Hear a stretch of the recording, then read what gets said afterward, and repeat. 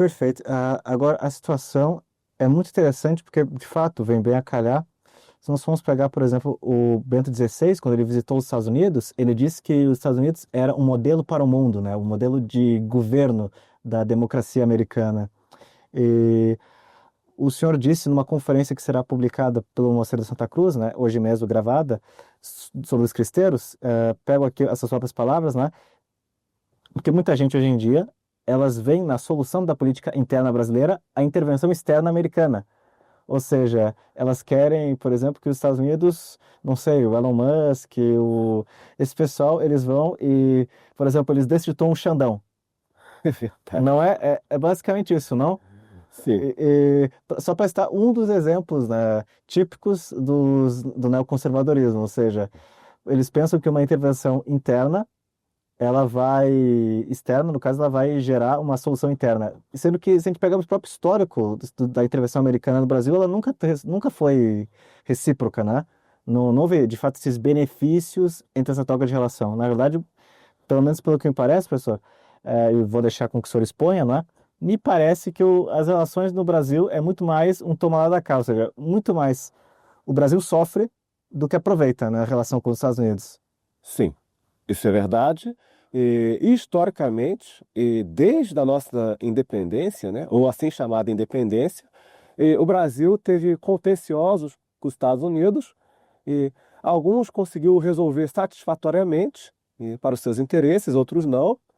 Mas essa foi uma relação sempre muito difícil de se gerenciar em razão da influência revolucionária desse país sobre a nossa política interna e também em razão da incompatibilidade de interesses que existem entre as duas nações, seja do ponto de vista econômico, seja do ponto de vista geopolítico. Seria possível enumerar vários episódios, começando pela Revolução Pernambucana de 1817, ou seja, o primeiro movimento subversivo de vulto que nós tivemos aqui no Brasil contou com o subsídio de um cônsul norte-americano estacionado lá no Nordeste, Joseph Rey, né, que depois foi expulso do Brasil.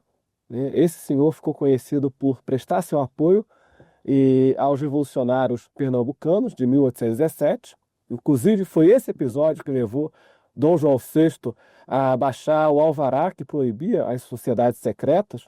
Vamos lembrar disso? A Revolução Pernambucana, 1817. Aí, em março de 1818, Dom João VI baixa o alvará banindo a maçonaria, proibindo as atividades da maçonaria.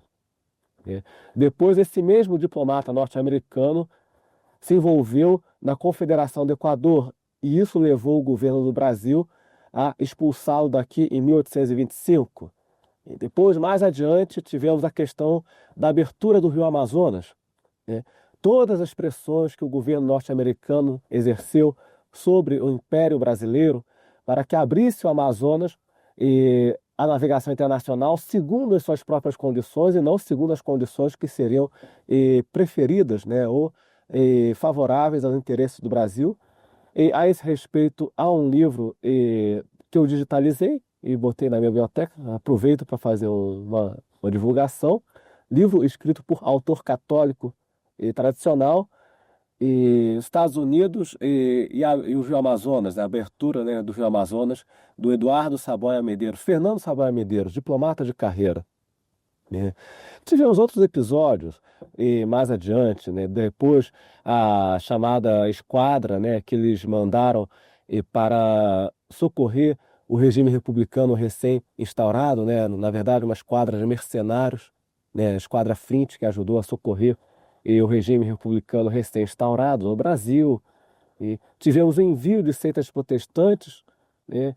E é bom falar disso, já que nós estamos numa data próxima ao aniversário da Revolução Protestante, e as maiores levas de seitas protestantes introduzidas no Brasil, tanto no século XIX como no século XX, vieram dos Estados Unidos. Inclusive, é porque há uma intenção por trás, não é algo que acontece naturalmente, organicamente, no desenvolvimento religioso das Américas, no sentido que é possível ver uma intencionalidade do governo americano em infiltrar essas seitas na América Latina. Sim, Há uma razão por trás. Sim, sim, isso é documentado em algumas obras, como o aspecto religioso do pan-americanismo, né? Inclusive um livro escrito por um apologista dessas ideias, cujo nome me escapa no momento. E temos também a obra clássica do Gueiros, do Davi Gueiros, A Maçonaria e o Protestantismo e a Questão Religiosa no Brasil. Obra que documenta como a maçonaria no Brasil, durante o Império, facilitou a introdução de seitas protestantes nesse país por considerá-las um aliado na sua luta contra a Igreja Católica. E também tem uma razão, inclusive, de preocupação política também, no sentido não apenas de dominação religiosa, porém, porque, por exemplo, com as seitas protestantes, e isso nós vemos muito hoje em dia, não? Sobretudo nessas seitas neopentecostais, nessas igrejas bola de neve, essas igrejas mais, como é que pode dizer? Até aquele ministro da cultura do Bolsonaro, que ele foi expulso porque ele publicou uma foto similar ao Goebbels. Ah, sim, eu lembro dele. Se lembra que Eu ele lembro ficou dele. pouquíssimo tempo, Eu lembro porque logo quando na posse ele tinha uma foto imitando, não imitando propositalmente, a gente não sabe, mas na prática foi igual ao do Goebbels, então em função disso ele foi expulso, né? Só que esse mesmo ministro, o engraçado é que tem vídeos dele palestrando nessas igrejas jovens, né? Bola de neve, de coisa, e a gente vê que com esses pastores mirins e tudo mais, que o que essas igrejas trazem junto, né, no pacote, se nós podemos dizer, o que as igrejas é um neoliberalismo. O Exatamente. neoliberalismo vem com o neopentecostalismo, com essas seitas americanas que se infiltram, né, na América Latina e destituem o catolicismo em prol de uma teologia da prosperidade, algo no sentido totalmente do materialismo econômico. Exatamente. E é algo premeditado com o objetivo de difundir o liberalismo político e econômico no nosso país. E autores ilustres detectaram isso bem precocemente, vamos dizer assim. E um deles foi o Eduardo Prado, autor do livro conhecido A Ilusão Americana, né? E outro autor que se debruçou sobre essa temática foi o Monsenhor Negromonte, né?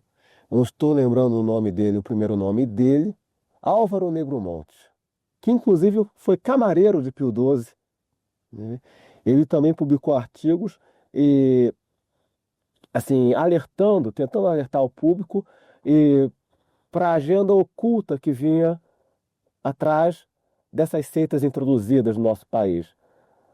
Podemos acrescentar também o professor Everardo Beckhauser, o primeiro teórico da geopolítica do nosso país. É bom que os católicos saibam disso. E os estudos de geopolítica no nosso país, e eu gosto de falar disso, que eu sou professor de geopolítica, os estudos de geopolítica no Brasil foram introduzidos por um líder católico, o Beckhauser, que era presidente da Confederação Católica Brasileira de Educação, e num dos seus artigos, e que eu posso disponibilizar, ele assinala que aqui no Brasil as seitas protestantes, isso na década de 40, no final dos anos 40, logo após a Segunda Guerra Mundial, aqui no Brasil as seitas protestantes elaboram com muita persistência, com apoio velado do Departamento de Estado norte-americano, né? E com o apoio de idiotas úteis locais, pessoas que por algum motivo pertencem a crenças dissidentes, enfim, políticos liberais. Acho que o exemplo mais notório desse tipo de político no século XIX foi o Tavares Bastos, e no século XX houve outros, Eugênio Goudin, por exemplo, né? Uma pergunta agora, qual era aquele jornalista político do tempo do Getúlio Vargas que ele era a favor da UDN? O tio Carlos O Lacerda. Carlos Lacerda. Qual você acha que é o posicionamento dele, analisando por esse aspecto? Se ele poderia ser considerado um desses jodas úteis ou não? Porque ele é uma figura complexa, eu sei. Sim. Bem, Carlos Lacerda, como nós sabemos, ele começou a sua trajetória no Partido Comunista, depois guinou à direita, lá nos anos 40. Como Olavo de Carvalho, por exemplo. Exatamente. E essa é uma trajetória comum. Ele guinou à direita, tornou-se figura proeminente da UDN e supostamente se converteu ao catolicismo, mas aí nós temos que botar alguns poréns, porque aparentemente o liberalismo nunca saiu dele. E por que que eu faço essa ressalva? Não é por maldade, mas são os fatos. Ele nunca se afastou da maçonaria, a qual seu pai era filiado. Tanto é que em novembro de 1963, ele vai comparecer à sede do Grande Oriente para ser homenageado e para ganhar lá o maior prêmio que alguém pode ganhar do Grande Oriente. E ele tinha um apreço muito grande, né? Ele botava uma fé muito grande na influência benfazeja que os Estados Unidos poderiam exercer sobre os destinos do Brasil. Então, seria um exemplo típico daquele católico liberal, né? Vamos dizer assim, né? Converteu-se em tese, assim, aparentemente, Mas na né? Na prática, prática ele continuou carregando vários ranços, caguetes mentais, né? Próprios de uma certa mentalidade que nós hoje podemos considerar precursora do neoconservadorismo, e com isso eu não quero de forma alguma desqualificar todos os membros do partido. Eu sei, antes que alguém reclame nos comentários, eu sei que na UDN havia católicos tradicionais ali, aqui e acolá, que tentavam fazer um bom trabalho nesse sentido e que não tinham esses vícios mentais. Então, estou falando especificamente da figura do Carlos Lacerda, já que você levantou, né? Então era o típico americanófilo. eu percebo, portanto, que circulou recentemente, né? Porque no YouTube é engraçado, tem uns vídeos que você publica 20 anos atrás e a semana passada que ele vai ganhar momentum, né? Ou seja, e um desses vídeos foi uma entrevista que ele deu em Nova York, em que ele basicamente fala sobre essa. Dá para perceber um discurso, de certo modo, americanófilo, né? E o interessante é ver que ele já tinha um inglês perfeito, o que é uma virtude humana, entretanto, que já demonstra que, porque nós sabemos, na época dele, a língua franca era o francês, não era o inglês, não é? Então, isso é interessante que já demonstra que ele tinha, por assim dizer, um alinhamento mais a seguir aquilo que a tendência da política americana, não é? Sim, sem dúvida. Ele é o expoente dessa tendência, juntamente com outros que pensavam da mesma maneira, como Eugênio Goudin, como Glicon Paiva também, né? E curioso, quando você estuda a história do Brasil, você percebe que essas pessoas eram todas do mesmo grupinho, vamos dizer assim, né? Frequentavam sempre os mesmos lugares, né? Andavam sempre juntos, né? O Alexandre Kafka, muitos desses homens, inclusive, arrumavam empregos executivos na diretoria de multinacionais aqui no Brasil, né? O Eugênio Goudin foi o caso mais notório dessa tendência, Roberto Campos também. E alguns deles se tornavam informantes da Embaixada Americana, como depois apareceu nos arquivos, né? Alguns deles iam na Embaixada dos Estados Unidos para fazer fofoca, né? E fornecer dados a respeito de outras pessoas. E isso aparece nos arquivos. Então, pessoas assim sempre existiram. No século XX e também no século XIX também. E vou citar só um exemplo para quem gosta da história do Brasil no século XIX. Lá nos diários de Dom Pedro II, vocês vão encontrar, estou dando a data, uma anotação de abril de 1862, né? Não me lembro o dia exato, mas lembro que foi de abril de 1862, onde o imperador anota ali a sua suspeita de que um determinado jornal do Rio de Janeiro estivesse sendo financiado pela Embaixada Americana, o Correio Mercantil. Na verdade, ele passou perto, era financiado pela Embaixada Britânica, como ficou comprovado mais tarde. Mas como era um jornal com perfil muito anglófilo, muito americanófilo, né, muito pró-livre comércio, que fazia muita campanha pela abertura do Rio Amazonas à navegação internacional, tinha todos esses traços, batia muito nessas teclas, e isso despertou a suspeita da coroa na época, né? Ele passou perto, verdade seja dita. É, porque onde a fumaça há fogo, né? Onde a fumaça há fogo. Um século depois, o livro do Gueiros comprovou que esse jornal, de fato, era subsidiado por uma embaixada estrangeira. Ou seja, né, você é um think tank, ou seja, é um órgão dentro do país que recebe um dinheiro de fora para defender uma posição que pode ser até contraproducente em relação ao país que você está inserido. Isso. Exatamente. Um típico trabalho de guerra psicológica, né? De guerra subterrânea, e na qual os americanos são os eros e vezeiros. Desde que, enfim, Eu acho muito interessante isso, professor, só para elencar uma coisa, porque nós vemos que hoje em dia, na geopolítica internacional, não é? Eu acho até engraçado. Não defendendo a China nem nada, porque também faz isso, por exemplo, na Angola, na África, já comprou tudo. Entretanto, é engraçado que, pelo menos agora, na relação com o Brasil, não é? De fato, economicamente falando, a China é um parceiro comercial muito mais importante que os Estados Unidos. sim, Falando em termos realmente materiais, não é? Agora, eu digo isso porque é engraçado que ao mesmo tempo que a China oferece ao Brasil, por exemplo, aquela ideia das ferrovias, sim, para o seu próprio benefício, claro, é evidente que não é caridade. Entretanto, ao mesmo tempo que ela oferece algo pelo menos material, o que os Estados Unidos têm a nos oferecer, pelo menos nos últimos anos, é o welfare, ou seja, é a influência norte-americana na geopolítica. O que os Estados Unidos quer trazer, por exemplo, para o Brasil, é a pauta identitária, é a pauta woke, seja na direita, seja na esquerda. Porque isso o Michael Jones fala, eu acho muito acertado, se nós formos parar para perceber, quando as pessoas elas começam a falar sobre brigas de sexos ou brigas de raças, elas esquecem, por exemplo, das pautas econômicas. E o que vai reinar tanto nos países de direita quanto nos países de esquerda é o neoliberalismo. Porque as pessoas, elas estão ocupadas apenas de falar sobre guerras de sexos, de homens contra mulheres, negros contra brancos, e ao mesmo tempo você coloca para baixo as pautas que pelo menos eram pautadas pela velha esquerda, que eram pautas realmente econômicas, e que elas acabam perdendo importância em decorrência às pautas que são mais polêmicas e relacionadas, porque as pessoas nas discussões políticas, sobretudo hoje em dia, elas estão sempre à flor da pele. É sempre questões de aborto e coisas no sentido, né? E que nós vemos que quando a influência norte-americana era menor no Brasil, esse tipo de assunto nem se discutia. Nem a esquerda tinha interesse em discutir esses assuntos, sim. se nós formos ver. E assim, os Estados Unidos, ele nos traz externamente, ele repercute os seus problemas internos nos outros países, colocando eles no mesmo sistema, das mesmas disputas, para que o neoliberalismo ele reine na economia. Ou seja, porque pode ter governo de esquerda como o Lula, ou pode ter um governo de direita como o Bolsonaro, só que a gente está sempre no neoliberalismo. Sim, isso é verdade. E a esquerda, que teoricamente seria mais anti-americana no Brasil, ela sofreu o influxo da chamada New Left, né, de Nova York, sobretudo a partir dos anos 90. E eu já vi alguns autores interpretarem essa modificação com a seguinte tese. Não sei se essa tese está correta, mas eu já vi alguns autores interpretarem a tese nesse sentido.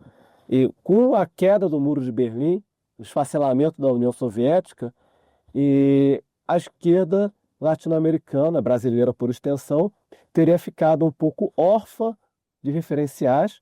Antes o referencial era a União Soviética, aquele socialismo mais rígido, né, naquele modelo mais rígido que nós vemos no século XX. Então ela acabou buscando, né, se reinventar segundo o referencial da New Left norte-americana, que vinha se consolidando desde a Revolução de 68. Revolução de 68, eu me refiro à Revolução dos Costumes. A Revolução Sexual ocorreu, sobretudo na França, em maio de 68. Isso, os estudantes virando tudo de cabeça para baixo, aquela onda de manifestações na França, depois Os protestos. os protestos, né, os estudantes, como dizia o Nelson Rodrigues, né, os estudantes tirando os paralelepípedos do chão para jogar em cima do De Gaulle, parecia que até os paralelepípedos estavam se revoltando. Segundo Nelson Rodrigues. Aqui no Brasil, os padres de passeata, ainda usando a terminologia do Nelson Rodrigues. E nos Estados Unidos, a chamada New Left, que inclusive teve alguns expoentes que depois migraram para o neoconservadorismo. É muito interessante. É bem curioso isso. Então, retomando, depois de um pequeno corte, tem a questão dos idiotas úteis, não é? Ou seja, as pessoas que elas agem dentro do Brasil mais ou menos como uma quinta coluna na política brasileira. Ou seja, são pessoas que são postas para, mesmo estando no Brasil, trabalhar contra o Brasil. Exatamente. Nós tivemos tipos dessa natureza na nossa história em diferentes momentos, né, desde o século XIX. Né. Um deles, não sei se eu já citei, foi o Tavares Bastos, já no tempo do Império, que trabalhou muito pela abertura do Rio Amazonas, pela abertura da economia brasileira, pela importação de imigrantes protestantes, né? E ele achava que apenas imigrantes protestantes anglo-saxões trariam o desejado progresso. É uma mentalidade que muitas pessoas têm hoje em dia quando elas falam, por exemplo, se o Brasil tivesse sido colonizado pelos holandeses, pela Inglaterra, seria melhor. É a mesma mentalidade. Exatamente, o mesmo discurso, a mesma interpretação. Inclusive, muitos desses indivíduos atribuíam o atraso do Brasil à sua herança portuguesa, à influência da Igreja Católica. Isso fica bem evidenciado no livro do Gueiros, que eu acabei de acessar aqui, né? Esse livro que vocês estão vendo, né? O Protestantismo, a Maçonaria e a Questão Religiosa no Brasil, obra muito bem documentada, que mapeia as conexões desses indivíduos com a embaixada norte-americana, com a embaixada britânica, com as seitas protestantes e com as sociedades secretas. Então nós tivemos esses tipos. Outro desse tipo que nós tivemos foi o Visconde de Maranguape, o Caetano Lopes da Gama. Ele ficou comprovado, tempos depois, que ele era agente pago da Embaixada Britânica.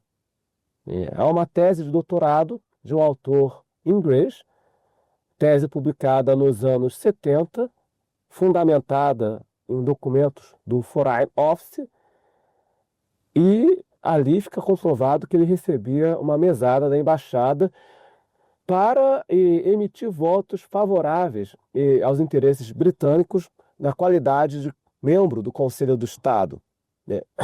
Só para vocês se situarem, o Conselho do Estado era a instância de mais alto nível de assessoramento do imperador, era o órgão encarregado de emitir parecer sobre questões de política externa e defesa nacional, e numa dessas reuniões, só para citar um exemplo, o Visconde sugeriu a renovação do Tratado Comercial Brasil-Grã-Bretanha, em 1842. Por sorte, a decisão não foi adiante porque não teve o voto favorável dos demais membros do Conselho.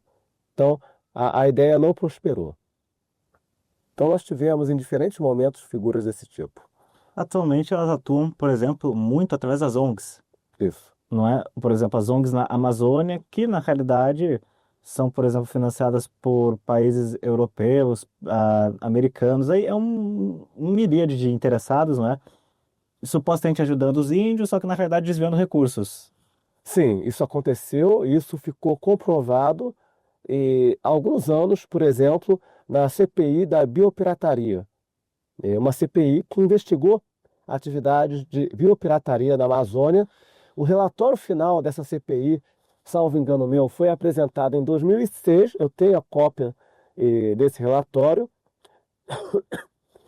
E ali consta, nas conclusões, que uma determinada ONG norte-americana, denominada Conservation International, e aqui não há problema nenhum em citar o nome, porque está ali no documento, essa ONG, supostamente dedicada à defesa dos índios, tinha um laboratório clandestino na Amazônia, usado para testar amostras, coisas do tipo. Enfim, depois esse negócio sumiu. Havia um inquérito policial investigando o caso, depois esse inquérito sumiu, como está escrito no relatório da CPI. As instalações desapareceram, mas isso ficou registrado. Ou seja, é um pouco o caso do Bill e Melinda Gates e as vacinas na África, ou seja, usar as pessoas de cobaia humana, Sim, resumidamente. exatamente. Muitas vezes eles usam pessoas como cobaias, habitantes do terceiro mundo, porque se testar em americanos dá problema. Eu falo, É isso, pode ter problema com a justiça. Então, muitas vezes, populações do terceiro mundo são usadas como cobaias para testes de remédios, coisas do tipo, ou são alvos de políticas de controle de natalidade. Isso aí, inclusive, foi introduzido com muita força na América Latina nos anos 80, no governo do Ronald Reagan. Pouca gente lembra disso. Eu citei numa palestra. Um ídolo dos conservadores. É um ídolo dos conservadores, exatamente, né? Muitas pessoas usam a fotografia do Ronald Reagan no seu perfil do Facebook e esquecem que ele apoiou a introdução de programas de controle de natalidade eh, nos países da América Latina. E isso foi alvo, inclusive, de uma condenação da Santa Sé já no modernismo. Óbvio, né? Nós sempre temos um pé atrás com os papas pós-conciliares, mas o fato é que em 1987, salvo engano meu, o Papa João Paulo II emitiu uma encíclica que, sem citar nominalmente o governo americano, citava as pressões do Banco Mundial para exigir o controle de natalidade como contrapartida para a concessão de empréstimos a países pobres. Ora, qual era o país, né? Qual é, aliás, até hoje o país que ocupa a presidência do Banco Mundial, né? Para quem não sabe, o presidente do Banco Mundial é sempre indicado pelo presidente dos Estados Unidos. E o país que até hoje tem a maior parcela de votos, né, de capital no banco também é o governo americano. Mais ou menos 16% do capital, o restante está pulverizado entre outros países. Então, muitas vezes, a aprovação de empréstimos para países do terceiro mundo era condicionada à adoção de programas de controle da natalidade. Por quê? Você tinha certos bolsões ali do governo americano que achavam que os países do terceiro mundo, principalmente os latino-americanos, por conta da sua formação católica, tinham filhos demais, muitos pobres. Então, no raciocínio deles, não adianta nada ficar ajudando esses países se eles continuam fazendo muitos filhos. É uma mentalidade que, inclusive, ela se espalhou no Brasil, nas classes médias, ou seja, porque a gente vê que o modelo proposto pelos americanos como ideal é o modelo da família nuclear, que não é a família tradicional. Isso, muita gente confunde, né, inclusive, né, já é uma família já aburguesada, vamos dizer assim. Claro, é aquela família da margarina Doriana, que não passa problemas, que está sempre bem porque eles se controlam, eles tiveram 2 filhos no máximo, Isso, e então daí deu tudo do bom do melhor, não, porque daí eles têm dinheiro para guardar dinheiro para faculdade, é essa mentalidade, não é? Ou seja, antinatalista, que vem pelo aburguesamento também. exatamente, uma mentalidade contraceptiva, né, mentalidade de fundo protestante, e, e é uma mentalidade neomalthusiana, Claro. inclusive, uma mentalidade neomalthusiana. Inclusive, recentemente eu inseri na minha biblioteca virtual. É muito interessante, pessoal. É muito interessante ler as monografias e os artigos escritos por militares norte-americanos, diplomatas norte-americanos e também líderes da comunidade empresarial norte-americana a respeito do Brasil e dos países da América Latina. Porque lendo esse material, você compreende melhor como eles olham para cá e quais são seus objetivos com relação à região, suas intenções. E recentemente eu andei fazendo upload de alguns documentos desse teor, e uma dessas monografias batia exatamente na questão da natalidade. Uma monografia escrita por um figurão, um executivo, um alto executivo da Northrop, né, empresa aeroespacial, né, do setor bélico norte-americano. E também as monografias escritas pelos militares e diplomatas, né? E aqui no Brasil, quase ninguém se dá o trabalho de estudar esse material, que é fonte primária. E é interessante porque é uma fonte insuspeita. Porque Exatamente. parte do outro lado. Não é um estudo de um brasileiro do que ele suspeita que o outro lado esteja fazendo. Não, é uma confirmação do que o outro lado realmente está fazendo. Da Isso, parte dele mesmo. isso. Como se dizia no tempo da Inquisição, confessio est regina probationum. A confissão é a rainha das provas. Contra ela não há o que alegar, porque é o acusado que está Que está se confessando. admitindo, né? Então a confissão é a rainha das provas. Então, por isso que eu subo esse tipo de material na minha biblioteca virtual, porque, bem, já que não quer acreditar em mim, leia o que eles escreveram. Para apresentar isso daí, o archive.org, né, que é um site muito interessante com muitos livros disponíveis, uma vasta bibliografia. O senhor, inclusive, tem uma conta, né, com vários textos Sim, de formação contra-revolucionária. sim, a guerra cultural. Então, inclusive, como você pode ver aqui na tela, né, os últimos materiais que eu andei subindo são monografias escritas por militares, diplomatas e líderes empresariais norte-americanos, os últimos materiais que eu andei subindo aqui recentemente. Ainda vou acrescentar outros, né? Além desses, ainda tem outros 40 que eu ainda preciso subir. É um grande trabalho. É porque senão as coisas se perdem no radar. É muito fácil. Quando você encontra uma vez, pode sumir, e por isso que é bom também enviar no seu próprio banco de dados. Isso às vezes sai do ar, né? Às vezes, a- enfim, o site é refeito, aí o caminho se perde. Exatamente. Então você precisa garimpar esse material, guardar que vai organizar, né? E é uma pena que os brasileiros não se deem ao trabalho de rastrear isso, porque os americanos nos estudam, Ah, muito mais do que nós. muito mais do que nós. Os americanos, e os russos, os chineses também. É porque no final o Brasil, atualmente pelo menos, na sua conjuntura atual, ele é um fazendão. Ou seja, todo mundo quer os recursos do Brasil, que ao invés de poder, por exemplo, ter uma ponta de indústria capaz de refinar seus próprios bens, nós dependemos de enviá-los a outros países para que eles então comprem barato e vendam caro. É a questão, por exemplo, de nós vendemos laranjas para o Japão e o Japão vende o suco de laranja, ou seja, por 10 vezes o preço da laranja. Sim, exatamente. A posição do Brasil eh, no cenário econômico internacional é uma posição desvantajosa. É uma posição de país fornecedor de bens de baixo valor agregado, De de matéria-prima. matéria-prima. Por quê? Porque o Brasil, de uns 30, 40 anos para cá, renunciou ao seu projeto de desenvolvimento industrial, por assim dizer. Dos anos 90 para cá, basicamente, renunciou ao seu projeto de, enfim, crescente autonomia econômica, né? O Brasil capitulou nesse sentido.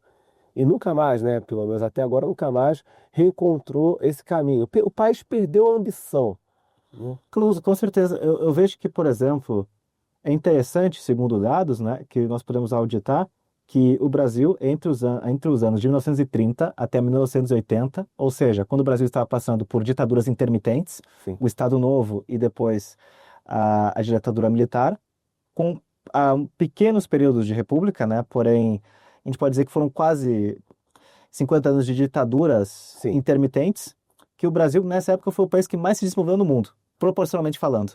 Sim, há estudos nesse sentido. Há estudos nesse sentido que confirmam que, comparativamente a outras nações, o Brasil registrou taxas de crescimento econômicas mais mais elevadas, né, do que a média dos outros países. Tanto é que subiu na escala de poder, né, saiu aí da 43ª para a oitava economia do mundo e diversificou com relativo sucesso o seu parque industrial. Tem um estudo produzido pela Fiesp que mostra, né, a participação da indústria no PIB, que chegou ali a quase 30% nos anos 80 e depois foi declinando. Ou seja, porque hoje em dia o que nós temos são Uber, são serviços, são subempregos, resumidamente. Enquanto, justamente em falta de uma estrutura, de um parque industrial, porque, de fato, humanamente falando, tanto que o próprio Trump ele está seguindo esse discurso, não é? Ou seja, de fazer da Make America Great Again, que está envolvendo, sobretudo nesse segundo mandato, cada vez mais voltar a ter indústrias, ou seja, sair da China e voltar ao solo americano, é porque, de fato, as indústrias, elas são o principal meio de geração de empregos, resumidamente, em larga escala, né? Porque uma indústria consegue empregar muito mais, por exemplo, do que um setor inteiro da economia. Se a gente tivesse uma indústria, por exemplo, um parque industrial, né, que realmente fosse lucrativo e estivesse por assim dizer, porque o Brasil também deixou de se desenvolver tecnologicamente, esse é um problema, porque nós já estamos defasados, né? E há um problema, de fato, na reindustrialização tardia, justamente porque nós teríamos que correr atrás do relógio, porque tem um tempo perdido.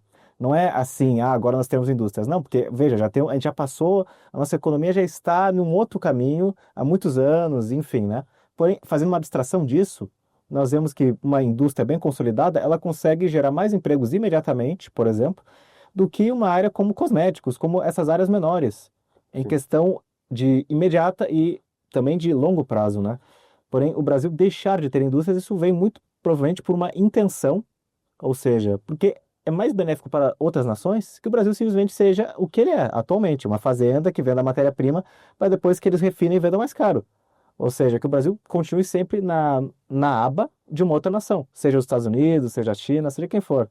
O Brasil perdeu essa ambição geopolítica de ter uma importância, né? Perdeu, infelizmente perdeu a partir dos anos 90, e, o que é uma pena. E o cenário fica ainda mais triste quando nós comparamos os conservadores atuais com os líderes do Partido Conservador do século XIX, do tempo do Império. Com todos os problemas que o Partido Conservador pudesse ter no século XIX, os líderes daquele partido, conhecidos como saquaremas, eles tinham uma consciência muito clara de que era necessário romper o cerco, industrializar o país, né, e fazê-lo galgar patamares crescentes de diversificação econômica, capacidade militar. Você encontra isso nos escritos, por exemplo, do, do Júlio, né, do Viana Ferreira, né, do Viana Ferreira. Você encontra isso nos escritos do Bernardo de Vasconcelos, os discursos dele. Você encontra isso também nos escritos do Cândido Mendes de Almeida, todos do Partido Conservador. Alguns católicos, outros agnósticos, enfim, né, ou com outras ideias, né, mas todos muito cientes da necessidade de diversificar a economia do Brasil, de assumir, né, de dotar o país de capacidade industrial crescente através de uma parceria entre o Estado e a iniciativa privada. E, aparentemente, os conservadores atuais Desistiram disso. desistiram. Enfim, eles capitularam, por assim dizer, eles foram para o caminho mais cômodo, que é a escola austríaca na economia e alinhamento geopolítico com os Estados Unidos na política externa. Ou seja, em resumo, o importante é você saber investir o seu salário mínimo, comprar bitcoins. Isso, nossa senhora, É isso, né? eu entro em pânico quando eu escuto essa conversa, né? Mas essa é a narrativa geral da direita é, olha, você recebe um salário mínimo, então você tem um aluguel X, um dinheiro X, daí sobra não sei quanto e você coloca em Bitcoin. Nossa senhora, dá pânico escutar esse tipo de conversa, e o mais grave, ver esse tipo de conversa circulando em ambientes católicos, Claro.